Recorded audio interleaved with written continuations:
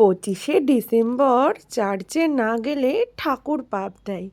তো কি আর করব, আমরাও চলে গেলাম এই কনকনে ঠান্ডায় কাঁপতে কাঁপতে চার্চে।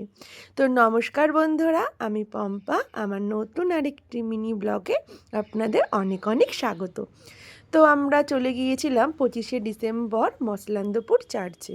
তো চার্চে গিয়ে দেখি প্রচুর লোকজন রাস্তায় রয়েছে, আর ওই দিনকে না পুরো হাড় হিম করা শীত পড়েছিল।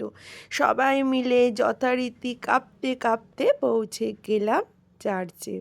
তো চার্চের সামনে গিয়ে দেখি প্রচুর লোক, আর চারপাশটা পুরোই আলোয় আলোকিত হয়ে উঠেছে।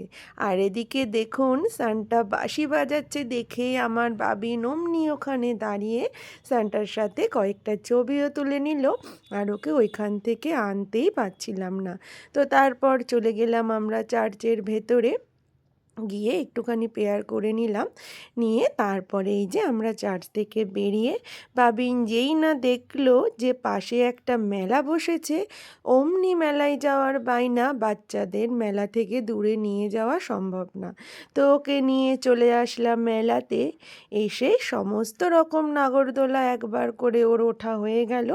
ওকে বাড়িতে কিছুতেই নিয়ে আসতে পারছিলাম না, এই ঠান্ডার মধ্যে ঘেমে নিয়ে একাকার হয়ে বাড়ির উদ্দেশ্যে রওনা দিলাম।